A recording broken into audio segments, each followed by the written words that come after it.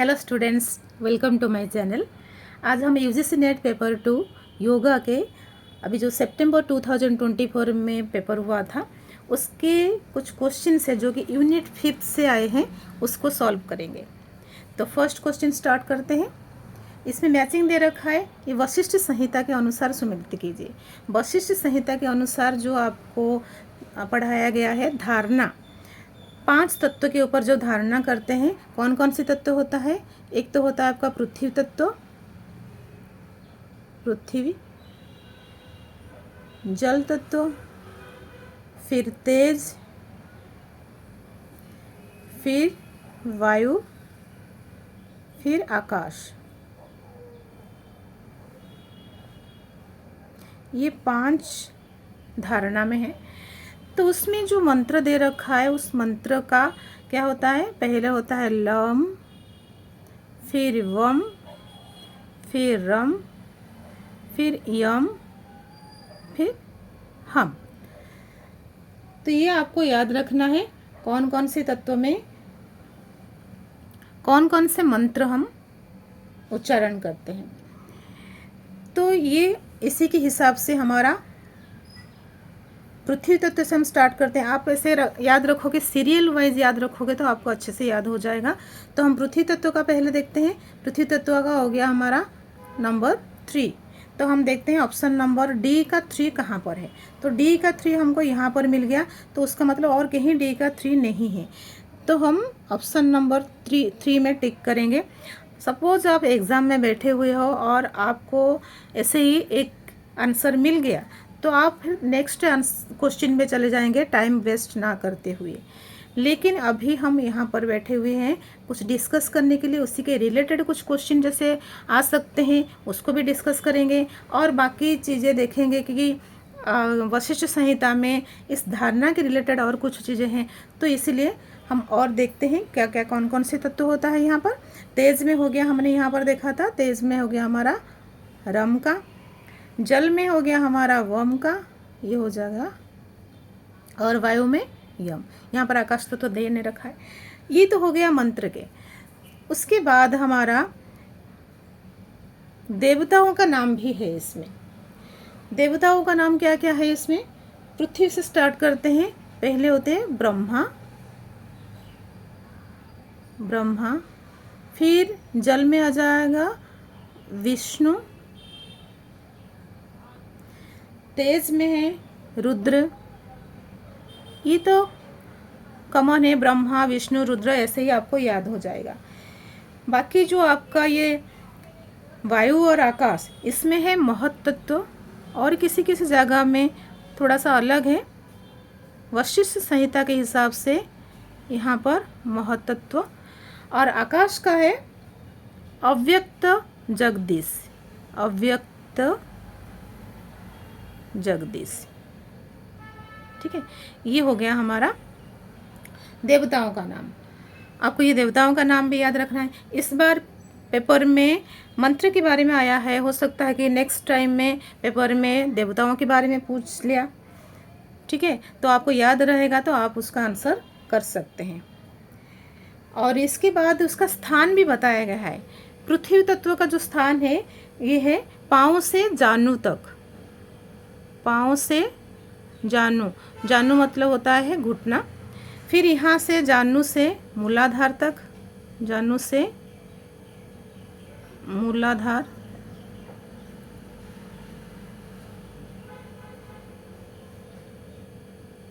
ठीक है। फिर आपका तेज का हो जाएगा मूलाधार से हृदय, मूलाधार से हृदय। ये राइटिंग थोड़ी सी ऐसी है। उसके बाद वायु तत्व का हो गया हृदय से भ्रूमध्य। मैं ऐसे ही लिख देती हूँ, हृदय से भ्रूमध्य। आप अपने नोट में लिख लीजिए। और अव्यक्त जगदीश आकाश तत्व का स्थान कहाँ पर है, भ्रूमध्य से ब्रह्मरंध्र, भ्रूमध्य से ब्रह्मरंध्र। ठीक है, तो ये हो गया उसका स्थान। ठीक है, उसके बाद उसका फल क्या है। पृथ्वी तत्व में धारणा करेंगे तो हमको क्या फल मिलेगा। मैं पहले इरेज कर देती हूँ, फिर उसके बाद आपको यहाँ तक तो आपने लिख लिया होगा, तो नोट करते जाए। अब जब खुद लिखेंगे आपको ज़्यादा से ज़्यादा याद हो जाएगा। ठीक है, चलो अभी हम देखते हैं इसका फल क्या है। पृथ्वी तत्व में धारणा करने से क्या फल मिलता है। पृथ्वी पर विजय प्राप्त होता है। जल तत्व में धारणा करने से क्या होता है, सर्व रोग से मुक्ति मिलती है। ठीक है, इसमें लिखा है जल तत्व का लिखा है सर्व रोग प्रमुच्यते। कभी कभी होता है संस्कृत में वर्ड दे देता है कि सर्व रोग प्रमुच्यते किस में बताया गया है, कौन से तत्व पे धारणा करने से सर्व रोग प्रमुच्यते होता है। तो ये हो गया हमारा जल तत्व का। तेज तत्व में हमको जो अग्नि तत्व में धारणा करने से क्या होगा, अग्नि जलाता नहीं है। वायु तत्व में क्या होता है, आकाश गमन होता है। और आकाश तत्व में क्या होता है कि सर्व दुख नाश।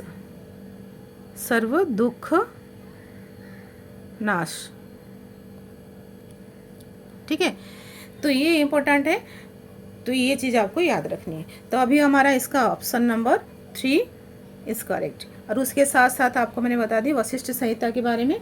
वशिष्ठ संहिता में आपका वशिष्ठ ऋषि ने शक्ति के साथ जो बात की है उसी के बारे में चर्चा है। ठीक है, तो आगे नेक्स्ट क्वेश्चन पर चलते हैं। सेकेंड क्वेश्चन, निम्न में से कौन सा अपथ्य आहार हठ प्रतिपिका एवं घेरण संहिता दोनों में वर्णित नहीं है। हठ प्रतिपिका और घेरण संहिता दोनों में वर्णित नहीं है।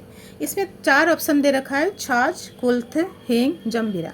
हमारे जो घेरण संहिता और हठ प्रतिपिका है तो उसमें से छाछ के बारे में दोनों में कहा गया है, कुल्थ के बारे में कहा गया है, हींग के बारे में कहा गया है।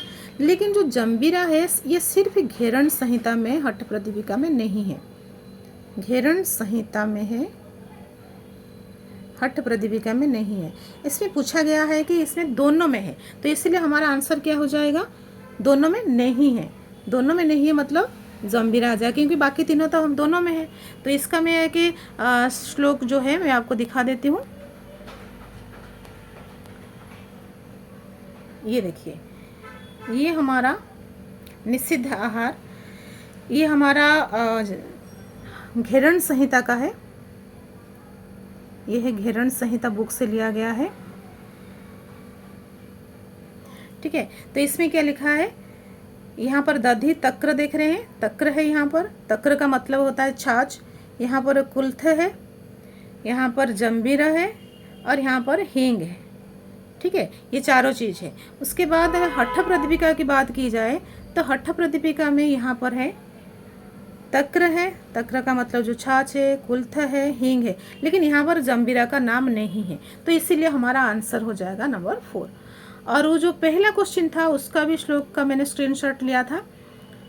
यहाँ पर देखिए, धारणा के नाम पर जो लिखा हुआ है, पृथ्वी स्थान पर लकार का धारणा करे, जल स्थान पर वकार का, तेज स्थान पर रकार का, वायु के स्थान पर यकार का और आकाश के स्थान पर हकार का धारणा करे। ठीक है, नेक्स्ट क्वेश्चन पर चलते हैं। Question number 3। क्वेश्चन नंबर 3 हो गया, घेरण संहिता के अनुसार निम्न योगाभ्यासों का सही क्रम चुनिए। घेरण संहिता के बारे में थोड़ा सा और बता दूं मैं कि घेरण संहिता है सप्तांग योग है। षटकर्म से शुरू हुआ ये सप्तांग योग है। जैसे होता है अष्टांग योग है, चतुरंग योग है, ये सप्तांग योग है। और घेरण ऋषि और चंड कपाली के बीच में वार्तालाप है इसमें। और इसमें आपका 17th सेंचुरी में ये लिखा गया था। ठीक है, तो इसका जो है क्रम है, क्रम मैं आपको दिखा देती हूँ क्या क्या क्रम में आना चाहिए। मुद्रा के बारे में क्रम है आपका, ये देखिए क्रम में क्या लिखा है, घेरण डुबाचा यहाँ पर लिखा है, महामुद्रा, नभो मुद्रा, उड्डीयानम, जलंधरम, मूलबंधो, महाबंधो, महावेधस्थ, हेचरी। तो ये जो 2 लाइन है तो इसमें आपका सीक्वेंस वाइज लिखा गया है। तो ये सीक्वेंस वाइज भी आपको याद रखना है। संस्कृत में याद रख लोगे तो बहुत ही अच्छी बात है, क्योंकि डायरेक्ट संस्कृत में से क्वेश्चन आ जाते हैं संस्कृत वर्ड से। तो आप संस्कृत में सपोज याद रख लोगे तो आपको लिए कोई परेशानी नहीं होगी। तो यहाँ पर हमारा क्या था, सीक्वेंस वाइज पूछा हुआ है। तो हमारा क्या था, महामुद्रा, नभोमुद्रा, उड्डयन, जलंधरम। तो महामुद्रा तो इसमें नहीं है, तो नभोमुद्रा है, तो नभोमुद्रा को हम 1 लिख लेंगे, नभोमुद्रा। फिर उड्डयन, उड्डयन हो गया आपका सेकंड नंबर में। अभी हम देखते हैं बी और ए कहाँ पर पहले है। तो यहाँ पर देख रहे हो नंबर 4, नंबर 1, इसमें बी ए दोनों हैं, ठीक है। फिर उसके बाद सी है, तो दोनों में सी है, उसका मतलब बी ए के बाद सी आएगा। नभोमुद्रा, उड्डयन, जलंधरम। फिर उसके बाद था मूलबंध, महाबंधो, महावधस्य। फिर नंबर ई था हमारा, ये तो हो गया हमारा 3 नंबर में। मूलबंध था हमारा नंबर 4 में, और महाबंध था नंबर 5 में, ठीक है। इसी हिसाब से हम देख लेते हैं इसमें कौन सा आएगा।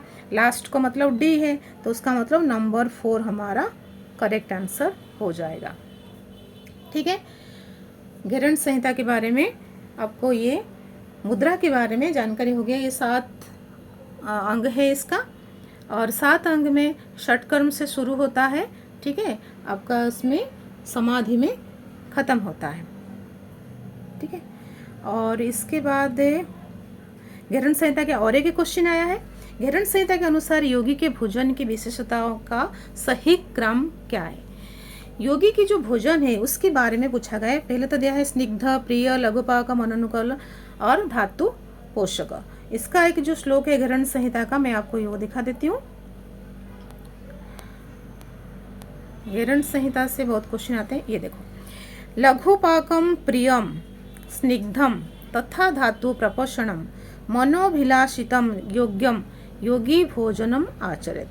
तो ये हो गया हमारा घेरण संहिता में। घेरण संहिता पहले क्या है, लघुपाकम, फिर उसके बाद प्रियम, फिर स्निग्धम, फिर धातु प्रपोषणम, फिर मनोभिलाषितम। तो इसका मतलब हो गया हमारा पहले आएगा लघुपाकम। तो लघुपाकम नंबर ऑप्शन कहाँ पर है, सी नंबर हमारा 1 में आएगा। तो यहाँ पर आप देख रहे हो सिर्फ सी 3rd में है। तो एग्ज़ाम में बैठे हो तो सपोज आपको ये पता चल गया कि फर्स्ट का ये सी है और कहीं पर ऑप्शन नहीं है, तो 3 पे टिक करके आप आगे बढ़ते जाओगे। लेकिन यहाँ पर हम देखेंगे उसके बाद क्या क्या आता है। लघुपाकम, प्रियम हमने अभी पढ़ा था, प्रियम, स्निग्धम, धातु प्रपोषणम 4 में, और मनोनुकूलम होता, मनोविलासितम 5 नंबर में था, ठीक है। तो इसका मतलब ये हो गया हमारा नंबर 3। इस बार घेरण संहिता से ये क्वेश्चन आया है। ये क्वेश्चन लगभग आता है, हर पेपर में आता है, तो आपको इसको याद रखना है। अगली बार हो सकता है कि हठ प्रदीपिका से आ जाए, हठ प्रदीपिका से आ जाए। तो हठ प्रदीपिका में क्या है, हठ प्रदीपिका में पहले आता है पुष्टम। पुष्टम आप नोट डाउन कर लीजिए। सुमधुरम, सुमधुरम, फिर आता है स्निग्धम,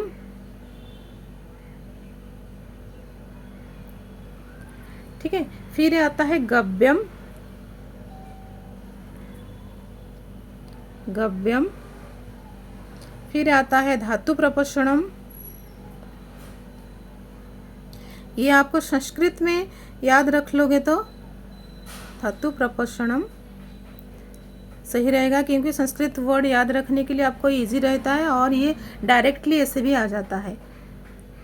मनोविलासितम, मनोविलासितम।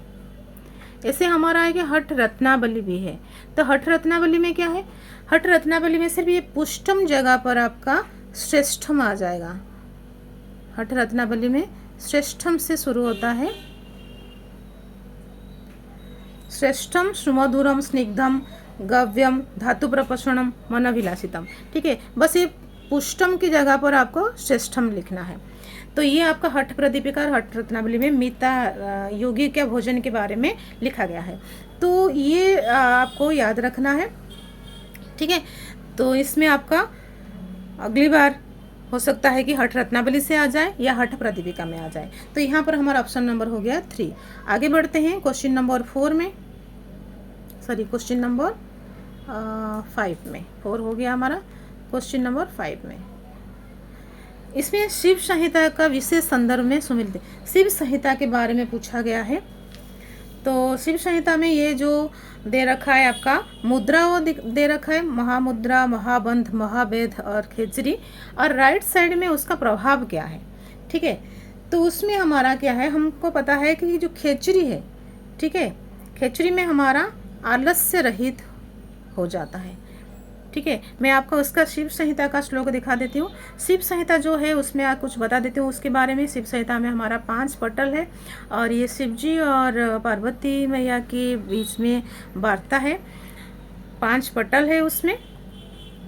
ठीक है, तो 5 पटल का पहला जो पटल होता है उसको हम बोलते हैं लय, और उसके बाद लय प्रकरण, उसके बाद होता तत्व ज्ञान, फिर उसके बाद प्राण, उसके बाद मुद्रा, फिर उसके बाद आपका हाँ ये आ गया, उसके बाद आता है आपका विघ्न, भोग रूप विघ्न, धर्म रूप विघ्न और ज्ञान रूप विघ्न, ये आपका आता है। तो ये कभी कभी क्वेश्चन में ये भी आ जाता है, पटल वाइज सीक्वेंस वाइज पूछ लेता है, कभी पूछ लेता है कि ये चीज़ें कौन सी पटल में है, प्राण के बारे में, नाड़ी शुद्धि के बारे में, मुद्रा के बारे में कौन सी पटल में है, तो इसको भी आपको याद रखना है।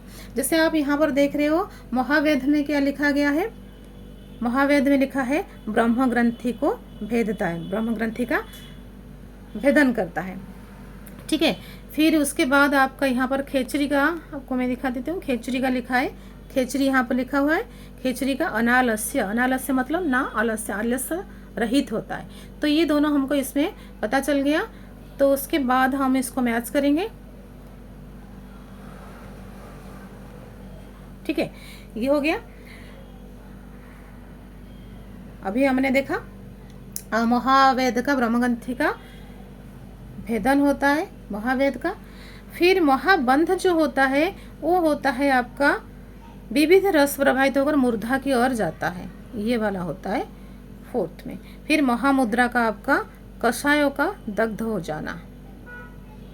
ठीक है, तो इसके हिसाब से हमारा ए हो गया 3rd। ए 3rd किस में है, 1 में है और 3 में है। जब हम एग्जाम में बैठते हैं तो हम क्या करते हैं, तो जब सपोज यहाँ पर 2 ऑप्शन और हमारा नहीं है तो एलिमिनेट कर देते हैं हमको। हम यहाँ पर 2 एलिमिनेट कर देंगे और 4 एलिमिनेट कर देंगे, बाकी बचा 1 और 3, जिसमें ए में 3rd है। फिर सेकंड में क्या है, बी में क्या है हमारा, बी में हमारा 4th है, तो बी में 4th ऑप्शन कहाँ पर है, 1 में है।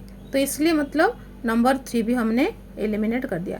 तो आंसर विल बी 1। ठीक है, नेक्स्ट क्वेश्चन पर चलते हैं। वशिष्ठ संहिता का और एक क्वेश्चन आ गया। वशिष्ठ संहिता के अनुसार हृदय में अंतर आकाश के साथ बाह्य आकाश का चिंतन करना है। वशिष्ठ संहिता में भी बहुत क्वेश्चन आता है।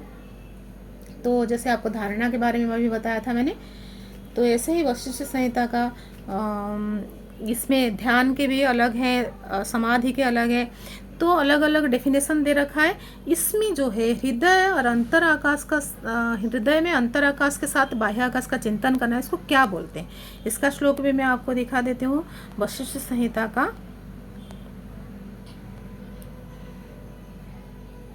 ये देखो, ये वशिष्ठ संहिता का आया है। हृदय में ये लिखा है, हृदय अथ अंतर आकाशे यत् बाह्य आकाश धारणम। हृदय में अंतर आकाश के साथ बाह्य आकाश का चिंतन करना, ऐसे ही धारणा कहा गया है। तो धारणा ये क्या हो गया, उसका आंसर क्या हो जाएगा, धारणा। ठीक है, तो ये हमारा क्वेश्चन था नंबर 6 था। तो ये हमारा हो गया आंसर नंबर, ऑप्शन नंबर 3। ठीक है, नेक्स्ट क्वेश्चन पर हम चलते हैं। Question number 7। यहाँ पर देखो फर्स्ट मैचिंग दे रखा है, फर्स्ट कॉलम में दे रखा है मिताहार के बारे में एक सेंटेंस दे रखा है, सेकंड में ग्रंथ का नाम दे रखा है। इसमें आप देख रहे हो श्रीमद् भगवद गीता जो यूनिट 2 में है आपका, योग कुंडलीय उपनिषद ये जो हमारा यूनिट 3 में है, और हठ प्रदीपिका और घेरण संहिता ये यूनिट 5 में है, ये दोनों। ठीक है, और ये यूनिट 3 में और ये यूनिट 2 में। ठीक है, तो यहाँ पर आप देख रहे हो, अभी मैंने जो आपको बताया था कि हठ प्रदीपिका में जो है, हठ प्रदीपिका में क्या है, भुज्यते शिव संप्रीत्य मिताहारः स उच्यते। ठीक है, अभी मैं आपको यहाँ पर श्लोक जो है वो दिखा देती हूँ। हठ प्रदीपिका में क्या लिखा गया था मिताहार के बारे में।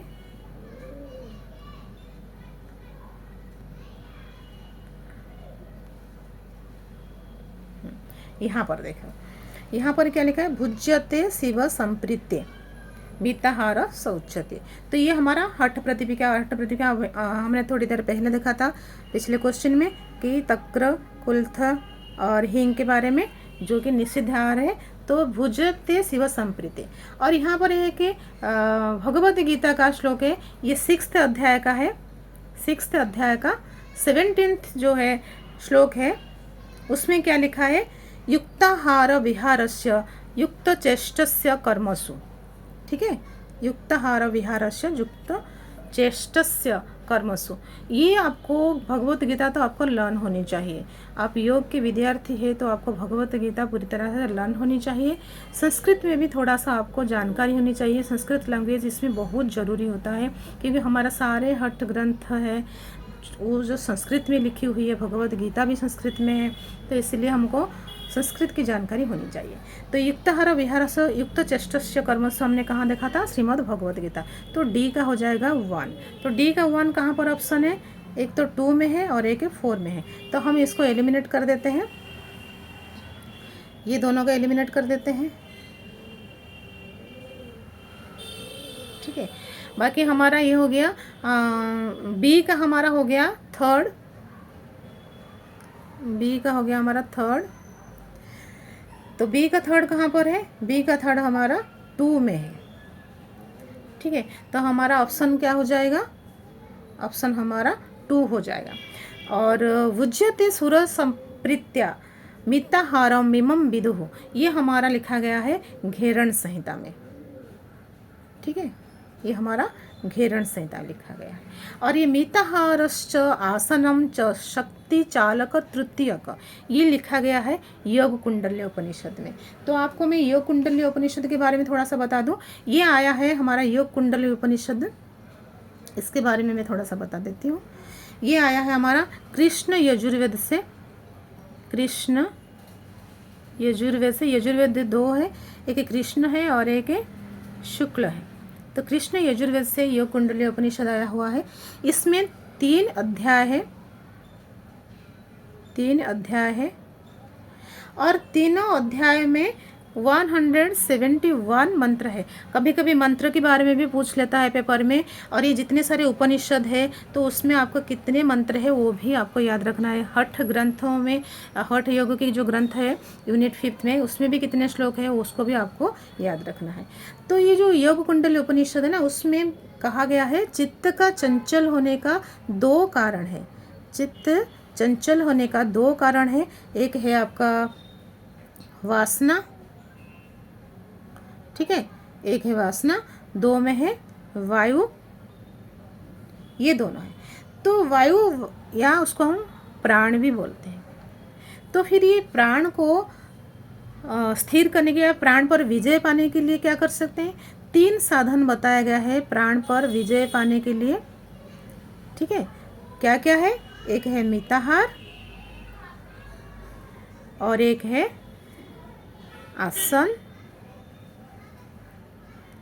और एक है शक्ति चालन। यही श्लोक में जो ऊपर आप लाइन देख रहे हो, शक्ति चालन। ठीक है, ये जो लिखा है मिताहार आसन शक्ति चालक तृतीय का, ये लिखा गया है, ये आया है हमारा योग कुंडली उपनिषद में। ठीक है, 3 साधन जो है प्राण पर विजय प्राप्त करने का। ठीक है, ये हो गया हमारा क्वेश्चन नंबर 7। नेक्स्ट हम चलते हैं क्वेश्चन नंबर 8 पर। घेरण संहिता के अनुसार रसानंद समाधि का संबंध है। तो घेरण संहिता में जो समाधि है वो 6 तरह की है। ये जो समाधि है वो 6 तरह की है। कौन कौन से समाधि है मैं बता देती हूँ, क्या कौन कौन से, आप नोट डाउन कर लेना। पहले होता है आपका ध्यान योग समाधि, ध्यान योग समाधि। फिर उस बाद आता है आपका नाद योग समाधि, नाद योग समाधि। फिर आता है आपका रसानंद योग समाधि, रसानंद योग समाधि। फिर आता है आपका लय सिद्धि योग समाधि, लय सिद्धि। फिर आता है आपका भक्ति योग,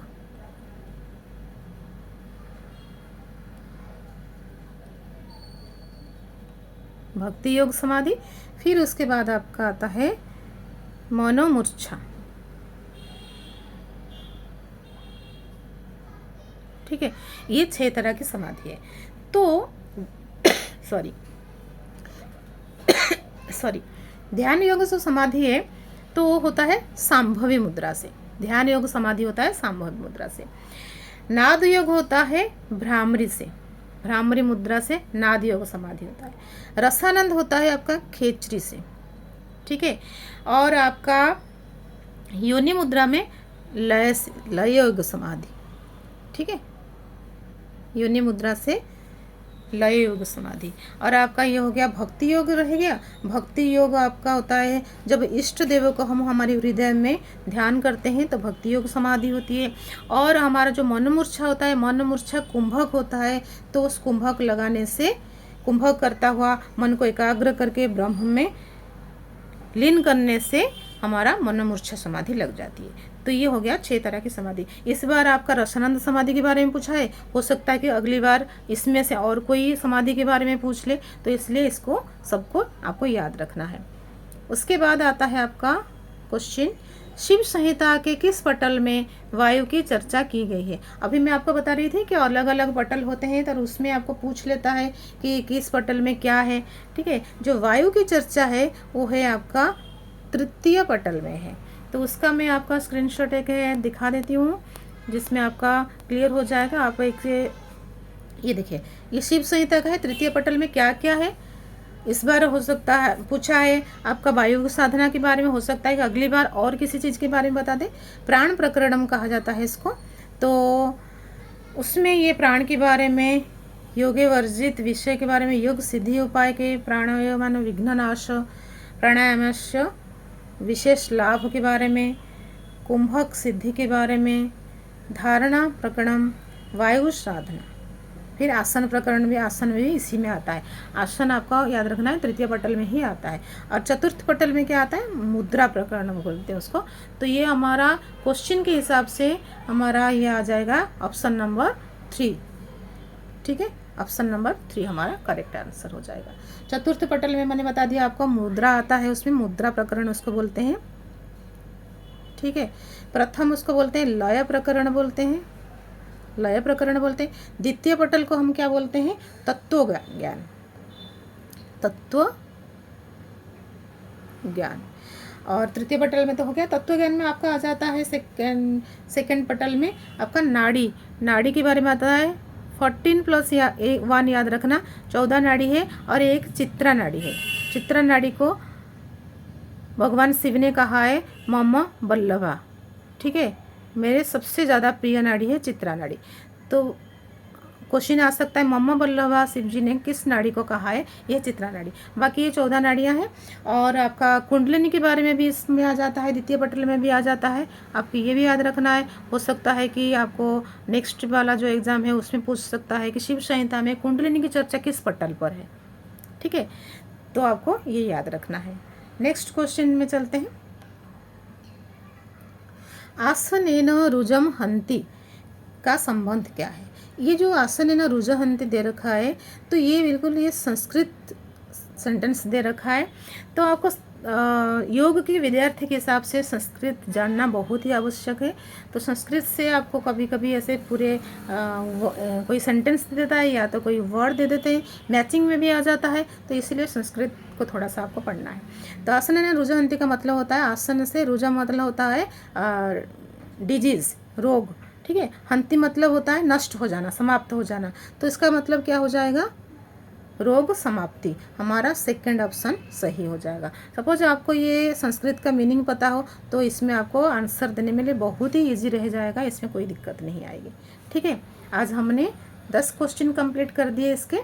तो आपको ये वीडियो अच्छी लगी तो आप लाइक करना, शेयर करना, सब्सक्राइब करना और आप इसका बेल आइकन ज़रूर दबाना ताकि मैं आगे ऐसे ही आपके लिए वीडियो लेके आऊँ तो इन्फॉर्मेशन आपके पास पहुँच जाए, नोटिफिकेशन पहुँच जाए।